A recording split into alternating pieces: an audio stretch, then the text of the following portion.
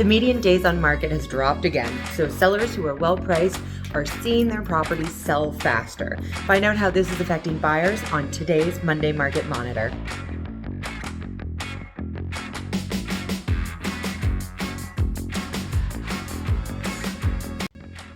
Welcome back again, friends, to your Monday Market Monitor for the week of October 31st to November 6th. And I make these videos weekly to keep you informed of what's happening in the market. So if you're finding these of value, hey, do me a favor, hit the thumbs up button and then hit subscribe so you can stay in the know when it comes to Vancouver real estate.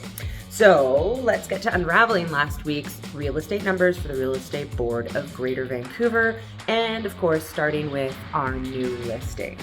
So last week we saw 868 properties come to the market. That was a tad bit higher than the previous week's 840.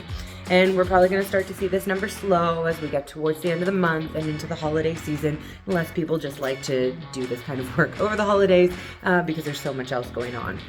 On to expireds now. If you have watched my videos before, then you know that at the beginning of the month, we tend to see very large spikes of listings that expire or come to the end of their term. And this last week was no different, as we had 374 properties that expired. And this has been a typical number that we've seen over the last 4 months when we've hit the beginning of the month. And of course, for next week, that should drop down to under 100 where our regular weeks sit. When it comes to price changes for last week, we had 354 of those, and that is a wee bit higher than the 18-week average of 331. So not really a number to write home about here, but interesting to note that 64 of the properties that had price changes were all on Vancouver's west side. So there are some people in Vancouver who are looking to get that elusive fall home sale. Time to talk about sales, in fact. Last week we had 446 sales total, which is a little bit higher than the 18-week average of 438. It's nice to see that that's a good stable number right now, but the crazy number this week was actually in the days on market. The median DOM for last week dropped again, and this time down to 13 days. This tells us that well-priced and well-marketed properties are moving quickly. Good news for sellers who have agents that get the number right and get the marketing right, but not so great news for buyers, since this means that you do not have all the time in the world to make a decision. You have to actually be looking at the listings frequently. You've got to be booking showings right away, and in most cases not waiting till the open house to see it, because it may in fact be too late. On to my favorite number though, which is the number of properties that are selling at or above the list price.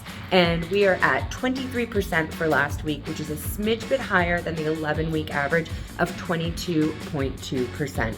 This number actually continues to surprise me. Even with the interest rate changes and the overall slowing in the market, there is still an appetite for competition. And this past week saw 54% of the successful sales coming in under $1 million. The entry-level market is where we're seeing the most strength right now.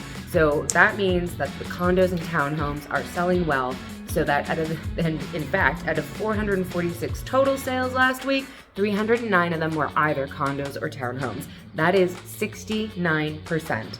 Again, you would expect that the entry-level buyer would be hurt by the rate hikes and inflation more, but that's actually not what we're seeing right now. So what all this boils down to is, again, if you have a condo or a townhome to sell, you are in luck. The numbers are definitely on your side, especially if you get the pricing and the marketing strategy correct. Now for buyers, make sure that you have all of your ducks in a row before you start seeing and especially making offers on homes.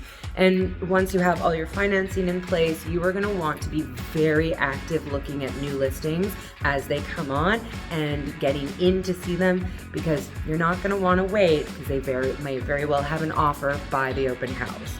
So just one more thing, I'm not sure if it's for you, but if you want to have a more in-depth conversation about the Vancouver real estate market and how these stats will affect your fall home sale, then reach out for some expert advice.